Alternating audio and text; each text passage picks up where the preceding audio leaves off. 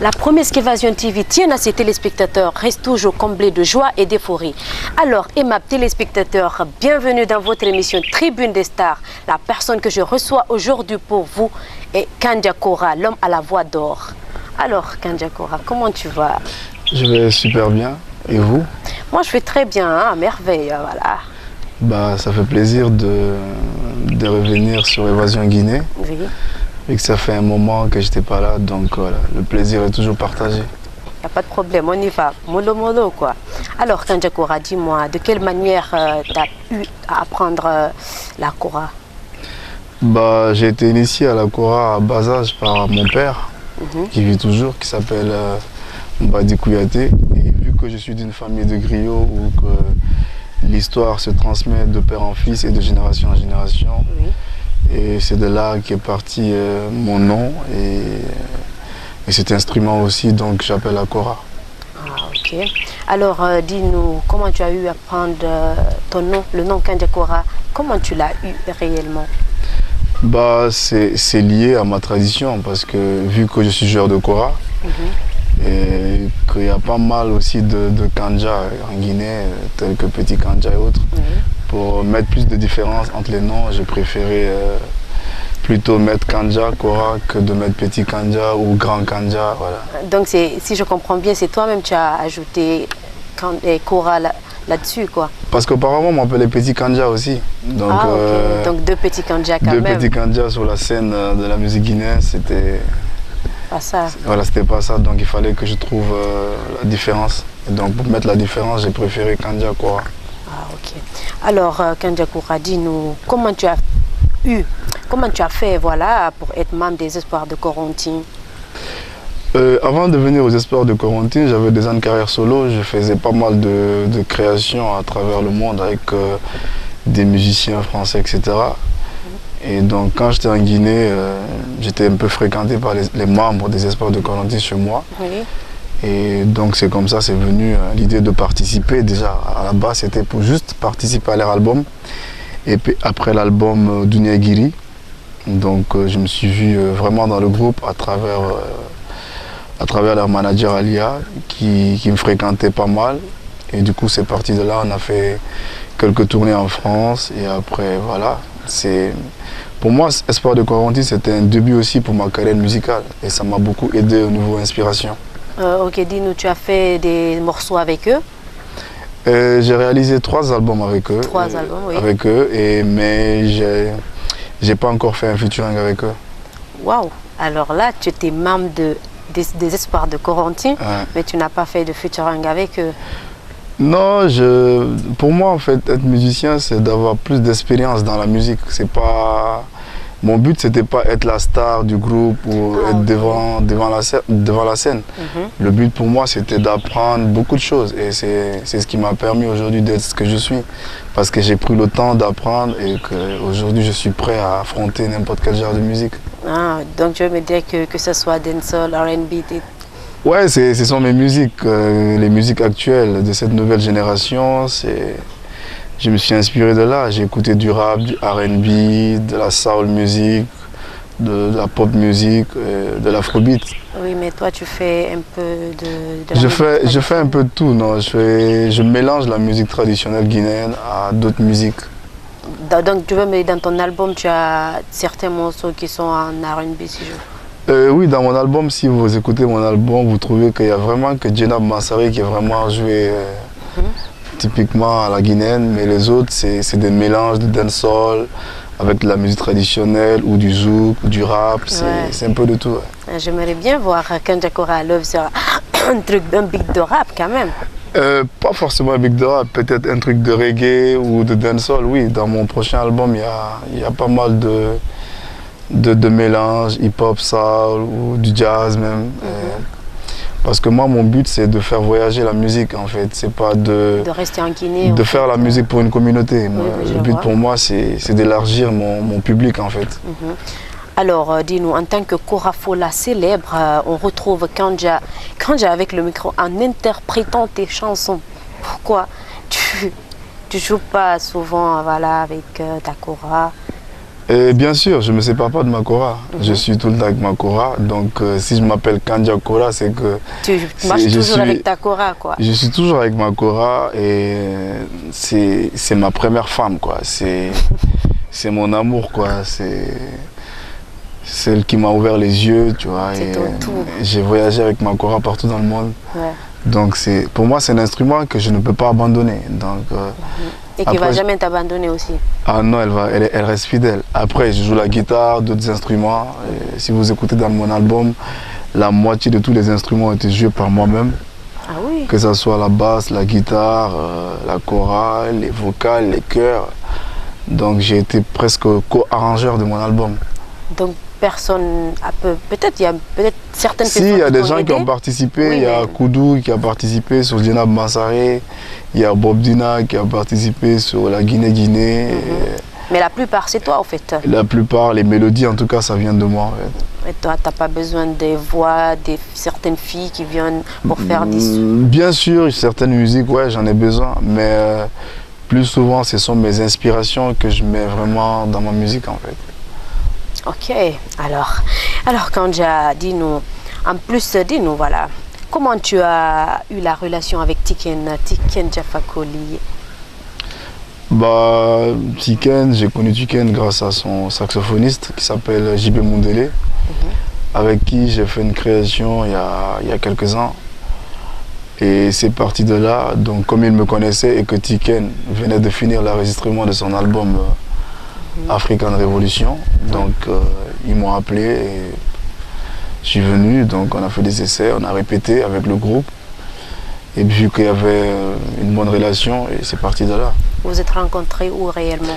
C'était à Paris. C'était à Paris. Lors d'un événement? Non, c'était pas un événement. Lors de la recherche d'un joueur de Kora, ils m'ont fait appel, donc je suis venu et on a joué ensemble. C'est parti de là. Et comment ça se passe avec Tiken? Ça se passe super bien, ça fait 5 ans que je joue avec Tiken. Et tu voyages souvent avec lui? Ouais, j'ai fait presque beaucoup de pays, des pays africains et le reste des pays en Amérique du Nord ou en Amérique du Sud aussi. En tout cas, j'ai fait presque la moitié des pays dans le monde avec Tiken. Ouais. Et là, j'ai enregistré aussi son nouvel album qui s'appelle Dernier Appel, où c'est moi qui ai joué les choras, les guitares. Ah, ok. Donc, en quelque sorte, tu travailles de plus avec Tiken que les artistes guinéens même? Non, j'ai beaucoup bossé avec les artistes guinéens ici. Mais je parle de maintenant, là. Maintenant, vu que je passe plus de temps en tournée en Europe et que je passe un mois seulement en Guinée, ouais, je travaille plus en Europe qu'ici. J'ai plus de concerts parce que vous savez, un artiste, tu vis de tes concerts, tes tournées. Ça, c'est sûr. Hein? Donc, s'il n'y a pas de concert, il n'y a pas de tournée dans un pays comme la Guinée, je me vois pas rester ici et faire le tour des boîtes de nuit. Voilà. Donc, mon but, c'est de voyager et je vais continuer à voyager. Et comment tu as trouvé les spectacles d'ailleurs? Les spectacles d'ailleurs, c'est super, c'est chouette, c'est toujours... de bon public parce que l'esprit de la musique, c'est de pouvoir accueillir des gens qui aiment la musique. Et en Guinée, on a cette chance, mais malheureusement, on n'a pas des salles de spectacle, on n'a pas des sonos qu'il faut pour faire des vrais concerts. Du coup, tout ça, c'est dommage. Mais j'espère qu'avec le temps, avec cette nouvelle génération qui commence à bouger, qui commence à voyager, je pense qu'il y aura des changements. Ouais. Alors, aimable téléspectateurs, nous sommes là avec Kandia Kora. Alors, Kandia Kora, un acapella pour ces millions de téléspectateurs qui te suivent là. Sous terrasse et passerelle, je me promène en 2 ailes. Mon casque bien posé sous les oreilles. Micro, mon porte-voix. Follow me, suis-moi. Je t'amène sur ma terre, Guinée.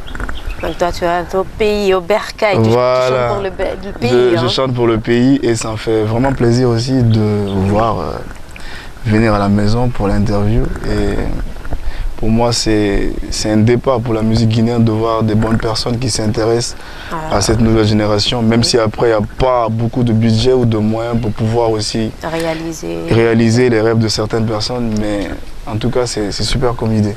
Ok. Alors, dis-nous, ça fait longtemps que tu ne tournes pas avec ton frère, Bassi Soko?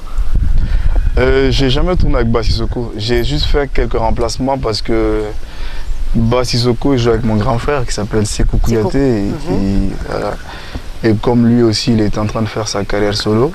Donc du coup, il n'a pas le temps de jouer tout le temps avec Bass Sissoko.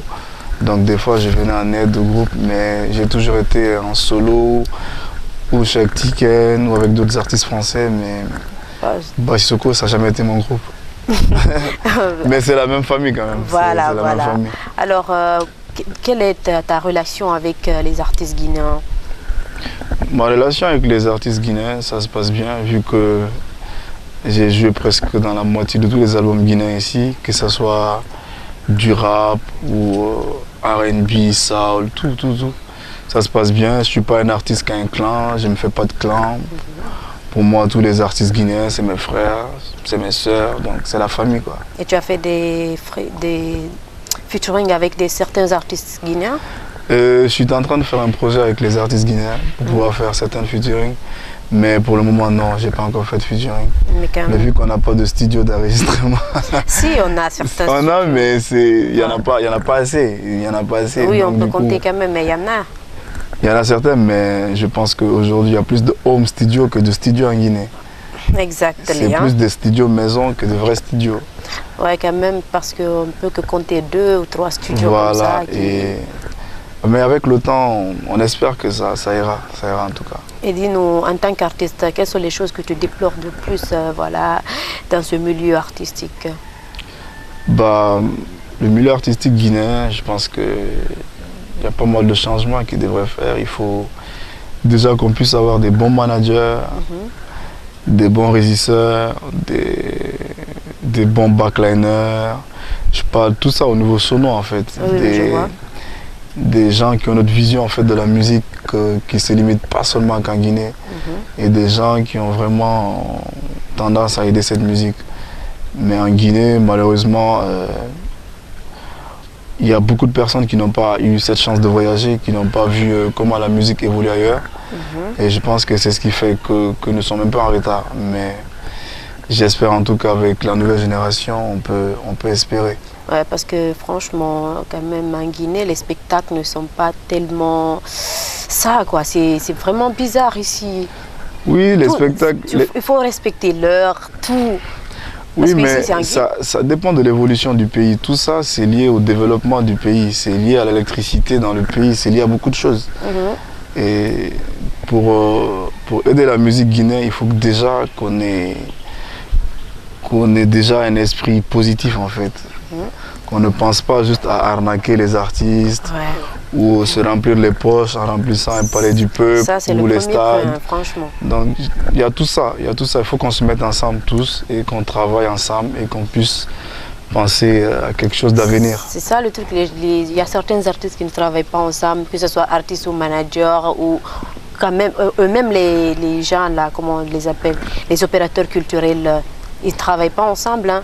C'est ce qui retarde un peu le développement parce que de chacun la musique chacun veut aider son clan. C'est une histoire de clan. C'est bien d'avoir plein de boîtes de production dans un pays, mais c'est mieux que si tout le monde se met ensemble, qu'ils puissent travailler ensemble pour pouvoir aider les artistes, qu'ils acceptent que tel artiste de tel coin puisse faire un featuring avec tel artiste de l'autre coin, tu vois. Que les gens ils arrêtent de faire trop la star, qu'on se mette ensemble, qu'on puisse bosser ensemble. La starmania, quoi. Ouais, disons un peu. Oui, comme certains artistes guinéens, franchement. Pas seulement les artistes, mais il y a même des managers qui sont stars. Il y a des producteurs qui sont stars, qui sont même stars. Ils sont plus stars que les artistes même.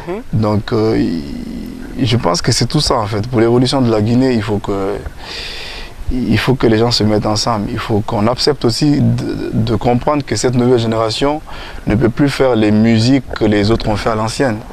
Il faut que les télés comprennent que cette nouvelle génération doit mélanger la musique guinéenne à d'autres musiques.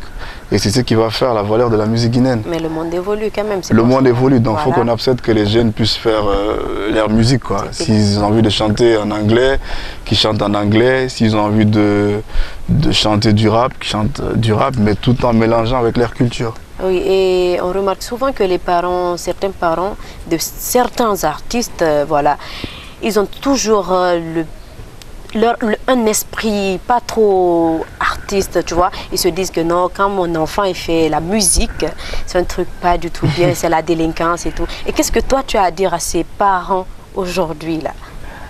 Bah, déjà, la musique, c'est l'âme en fait. C'est l'âme de la terre, du ciel, de tout dans la vie. C'est ce qui réveille les consciences. Et quand ton enfant, à part la musique, si ton enfant décide d'être mécanicien, oui, il faut l'aider dans ce métier. S'il décide d'être militaire, il faut l'aider dans son métier. Il n'y a pas de sous-métier. Je pense que la musique aujourd'hui, c'est quelque chose d'universel.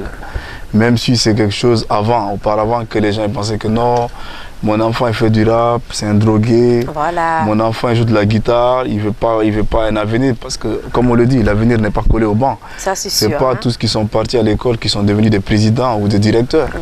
Donc, ce que je veux dire à ces parents-là, il faut suivre le cœur de vos enfants. Si tu aimes ton enfant, il faut laisser ton enfant vivre ses rêves. Mais ne pas le laisser traîner dans la rue. Voilà, en quelque sorte, parce qu'ils se disent que quand mon fils il fait la musique, c'est qu'il va être délinquant, il va plus travailler, il va plus aller à l'école, parce qu'il y a d'autres même qui arrêtent les cours au profit de la musique. Donc, ses parents... Par contre, là, c'est un conseil. Si tu es à l'école, il faut vraiment continuer tes études. Il ne faut pas arrêter tes études pour la musique. Voilà, il y a d'autres qui le font. Parce que, bon, après la musique, c'est bien, mais c'est pas tout le monde qui a la chance d'évoluer dans la musique, d'avoir une popularité, d'être connu dans la musique. Et si tu es déjà à l'école, c'est bien, comme ça au moins tu sais lire, écrire et que tu pourras te justifier, lire tes contrats et tout ça, ça part avec les études. Mais quand tu es artiste et que tu es illettré, je pense qu'il y a un petit problème d'ignorance parce que c'est là où il y a les enjeux avec les producteurs, les managers. Et c'est là ils vont profiter de l'artiste parce que tu ne sais pas lire, tu ne sais pas écrire. Tu es illettré, voilà. Hein? Tu ne fais que suivre. Toi, tu es là, tu suis. Un béni oui. Quand on te dit saute, tu sautes. Tout est oui, je Voilà, vois. tout est oui. Donc, il y a tout ça qui joue. Mais en tout cas, moi, ça me fait plaisir d'être en Guinée et de voir que cette musique guinéenne, elle évolue. Moi, mon combat aujourd'hui, c'est tout ce que j'ai dans la tête, c'est lié à la musique. J'ai pas d'autres choses ou j'ai envie d'être d'autres choses dans ma vie. Tout ce que je veux, c'est un truc qui est lié à la musique, à la production. Parce que si nous voyons les autres pays comme le Ghana, le Mali, Nigeria et autres, ils ont imposé leur musique. Oui. C'est pas les Guinéens qui sont venus les rendre stars. C'est pas parce qu'ils sont écoutés en Guinée qu'ils sont devenus des stars. C'est parce que eux, ils ont voulu être des artistes connus partout. Ils ont imposé leur musique. Et qu'aujourd'hui, partout en Afrique et même en Europe, on écoute de la musique nigériane. Et ce qui fait ça, c'est parce que eux, c'est leur tradition réellement. Mais en Guinée, ici, si tu remarques souvent, il y a des artistes qui prennent des instruments des Américains, des Ghanéens même, ils chantent là-dessus, mais on ne peut pas évoluer comme ça. Oui, parce que c'est du copier-coller. Et voilà. Ça, c'est dû au manque d'inspiration. C'est dû au manque de recherche. Parce qu'ils n'ont plus le temps de rechercher. Et quand ils vont en boîte, ils écoutent les musiques des autres, ils s'inspirent dessus, ils vont aller chanter dessus. C'est que les gars, ils n'ont plus envie de chercher en fait. Ils veulent se limiter sur la création des autres. C'est pour cela même dans les boîtes, on ne les écoute pas trop. Parce qu'ils font la même chose que les autres. Exactement, donc tu vois, en quelque sorte, c'est ce que je veux dire par là, les artistes guinéens n'ont qu'à arrêter de faire des choses pareilles. Hein. Et c'est pourquoi je suis venu avec un album qui était typiquement guinéen, mais qui était universel. C'est-à-dire que je voulais pas faire d'autres musiques à part cette musique. Parce que si tu remarques en Guinée, malgré qu'on écoute du reggae, du rap ou autre chose, mais les Guinéens, ils aiment leur musique. Oui, ça c'est sûr. C'est la musique guinéenne, elle domine toutes les musiques en Guinée. Si vous écoutez les chanteurs traditionnels, ce sont ces gens-là que tout le monde écoute. Si vous partez dans les boîtes, on écoute peut-être les musiques nigérianes, mais c'est très rare en boîte de nuit qu'on te met des artistes guinéens qui chantent du dancehall ou qui chantent du reggae. Très très rare même. Mais en boîte, tu peux voir les DJ mettre les chansons guinéennes. Surtout un morceau qui est très écouté. Voilà, donc je pense que je ne dirais pas aux jeunes d'arrêter de faire ces musiques, mais il faut mélanger. Il faut mélanger et s'ouvrir au monde, c'est-à-dire que tu mélanges la musique de chez toi à d'autres musiques et que les Guinéens qui sont en Amérique, quand ils écoutent la musique, ils ne vont pas se dire « Ah non, ça c'est Akon qui chante ». Ils se disent « Mais ça c'est un Guinéen qui chante ». Voilà. Il faut comment on appelle ça, il faut un truc guinéen en fait dans nos musiques. Oui. Voilà, parce que si vous écoutez de la musique sénégalaise, vous sentez qu'il y a un truc sénégalais. Ça, c'est sûr. Hein? Si vous écoutez du rap sénégalais, tu sens que c'est le Sénégal. Daradi, tu mets tout de suite, on sent que c'est Daradi qui chante. Voilà. Mais c'est ce qui est bien. Il ne faut pas qu'on mette des musiques guinéennes et que tu penses que c'est des Américains qui chantent ou c'est des Congolais. Il faut que nous fassions la musique de chez nous et voilà. Alors Kandja, dis-nous ton morceau Djiraba Madi qui est beaucoup écouté même. Hein. Comment tu as eu l'inspiration de composer ce titre? C'est très dur pour moi d'expliquer ça, mais pour moi c'est un truc destiné, quoi. C'est une inspiration divine. Parce que c'est un morceau écouté, hein. C'est un morceau divin, même juste la mélodie, juste la mélodie de la chanson, tu peux l'écouter et sans écouter les paroles. Oui. Donc pour moi c'est ma manière d'être que j'ai exprimée dans cette musique. Ma façon d'imaginer les choses, ma manière d'être amoureux aussi, je suis amoureux. J'aime l'amour et il y a tout ça dans cette musique. Il m'arrive d'être mélancolique des fois dans ma vie, d'être nostalgique. Et souvent dans mes mélodies, il y a ce côté-là que je mets dans les mélodies. Oui, c'est pour cela le son là, franchement. Et puis tu peux faire un acapella sur ce son même. Les téléspectateurs, ils veulent t'écouter quand même. Hein? Ah d'accord. Ndandira Madi, Ndira Madi, Ngifala Madi, Garouyo, Garouyo, Agarouyo, Mirinyare, Garouyo, Garouyo, Agarouyo, Mirikobeye, Anemo Amao Malanyo, Anunito Lonare, Yira Fanema Nalowe. Njila idi tungo, mi mabere mama mi enfama. Inere tulimatina firera, inere tulimati escorera, itanara guinera. Ah oui, alors là, ça c'est chaud. Hein? Alors dis-nous, tu parles réellement de quoi dans ce son? Parce qu'il y a certaines qui se disent que tu chantais pour la femme de Mansaré, parce que tu disais Nab Mansaré. Hein? Ouais. Voilà, et quelle explication que toi tu peux donner? Bah, dans cette chanson, c'est une chanson d'amour qui n'est pas difficile à comprendre. Je chante l'amour qui peut être bien à un moment, qui peut ne pas être bien à un moment à cause des rumeurs. Parce que quand tu es avec une personne et qu'à un moment donné, tu ne comprends pas la personne, et que dans ta tête, tu te dis mais qu'est-ce qui se passe? Qu'est-ce qui fait qu'elle a changé? Qu'est-ce qui fait qu'il a changé? Entre-temps, tu entends des gens disent non, laisse la fille là parce qu'elle est comme ça, ou laisse le gars là parce qu'il te trompe, c'est un connard, tu vois. C'est des thèmes qu'on aborde beaucoup en Guinée. Ça, c'est sûr. Hein. Voilà. Et donc j'ai eu l'inspiration de me dire pourquoi pas chanter un truc comme ça et pour pouvoir sensibiliser certaines personnes qui vivent des situations pareilles. Et il y a beaucoup de personnes qui guettent beaucoup de couples actuellement. Hein. Bah, il y a beaucoup et donc je me suis dit, vu que je connais un ami qui s'appelle Djinab Mansaré, qui est la femme de Fodé Mansaré, je me suis dit de faire une dédicace pour elle et démontrer dans la chanson comment elle est, comment elle se comporte, comme c'est quelqu'un que je connais bien, c'était ça. Tout. Mais c'était pas une chanson genre je vais chanter pour Mariam, je vais chanter pour Fatim, non. C'était juste une dédicace à cette personne. Et le morceau a beaucoup cartonné quand même, hein? Oui, j'ai vu. Et tu croyais que quand tu as composé ce titre, tu croyais vraiment que ça allait prendre de l'ampleur? Je crois beaucoup à ce que je fais. Je ne peux pas dire que je pensais que ça allait avoir beaucoup de succès. J'avais d'autres chansons dans l'album. Dans ma tête, je me disais, voilà les chansons qui vont cartonner, je vais faire les clips de ça. Mais à chaque fois que je faisais écouter cette chanson à quelqu'un, la personne restait comme ça, passe-moi le CD, passe-moi le CD, donne-moi le CD. Et la chanson, c'est comme ça, elle a été connue en Guinée parce que je passais le CD aux gens. Dans mon album, je ne voulais pas sortir l'album en fait. Je ne voulais pas sortir cette chanson. Je voulais me limiter sur mon album et l'autre chanson, c'était juste un passe-temps. Mais à chaque fois que je faisais écouter à quelqu'un, me dit, mais non, passe-moi le CD, non, j'aime une fille, non, j'ai été trahi, tu vois. Du coup, c'est parti comme ça, de bouche à oreille. Et tu as fait le clip j'ai fait le clip. Rapidement, vite fait, en 2-3 heures et puis voilà. Parce que le clip il est bien fait aussi, hein? Oui, je pense que je pourrais faire un clip mieux quand même.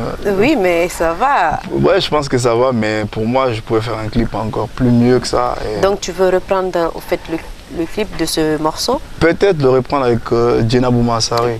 Elle-même peut-être. Mais je pense plus, moi je vais plus remixer Jenna Boumassaré, reprendre les mêmes morceaux tout le temps. Donc juste le clip? Peut-être juste le clip ou une dédicace du clip, comme ça juste à deux, chanter pour elle. Alors Kandja, dis-nous, quel est le message que tu as apporté à l'instar de ce virus actuellement qui dérange la Guinée? Bah, j'ai un message qui me touche le cœur de voir qu'aujourd'hui que nous sommes dans une situation pareille, parce que ça, non, déjà ça dégrade beaucoup sur le pays, c'est-à-dire que ça enlève beaucoup d'opportunités par rapport à plein de projets en Guinée. Et ça fait qu'aujourd'hui nous sommes qu'entre nous ici à parler d'Ebola, alors que nous devons tous nous mettre ensemble pour savoir que cette maladie elle existe. Réelle. Et que c'est pas une maladie improvisée ou quoi. Moi j'ai travaillé avec MSF en France, j'ai fait le titre Ebola avec Tiken Jah Fakoly, où c'est moi qui a composé la musique. Et j'ai fait participer d'autres artistes, ainsi de suite, avec Marcus du groupe Banlieusard. Donc moi je suis à fond pour ce combat-là en fait en Guinée. Vous voyez, même quand je sors, je me lave les mains, je fais attention, je fais big up aux gens. Tout ça, c'est pour éviter. Et c'est pas genre dire tu te la pètes ou quoi. Ouais, quand même. Pas, parce qu'après, on a notre tradition en Guinée et on ne peut pas ne pas rester traditionnel. Mais quand il y a un truc comme ça et que c'est lié à la vie humaine, on doit se mettre ensemble, sensibiliser les gens et combattre ce virus-là. Ouais. Parce que ça a amené beaucoup de personnes en Guinée, que ce soit en Guinée et ailleurs. Oui, en Sierra Leone, au Libéria, etc., etc. Et que même dans les voyages, aujourd'hui, tu vois, c'est dur pour un Guinéen de se déplacer. Voilà, exactement, tu vois, c'est un peu pas facile. C'est pas facile, c'est pas facile. Mais je pense que, en tout cas, ce que je vois, les Guinéens, maintenant, ils sont renseignés. Avant, d'autres se disaient que c'était pas réel. Non, ils étaient pas. Pour eux, c'était un truc improvisé. Voilà. Mais là, je pense que nous faisons gaffe en tout cas. Et puis, mettons-nous ensemble, que ce soit surtout les médias. Il faut que les journalistes, quand ils se réveillent le matin, quand ils disent bonjour à la radio, qu'ils disent il y a Ebola. Je pense que. Je pense que les gens, ils ont compris qu'il y a Ebola maintenant. Oui, mais il faut que ça continue parce que c'est les médias. Il faut que les médias, tous les jours, ils parlent d'Ebola, tu vois. Il faut qu'à la télé guinéenne, que 24 heures sur 24, qu'ils disent aux gens que ça existe. Voilà. Voilà. Et c'est ce qui va faire que nous puissions éradiquer cette maladie. Ok. Alors, Kandja Kora, avant de terminer, moi j'aimerais bien que tu fasses un freestyle en acapella pour ces téléspectateurs.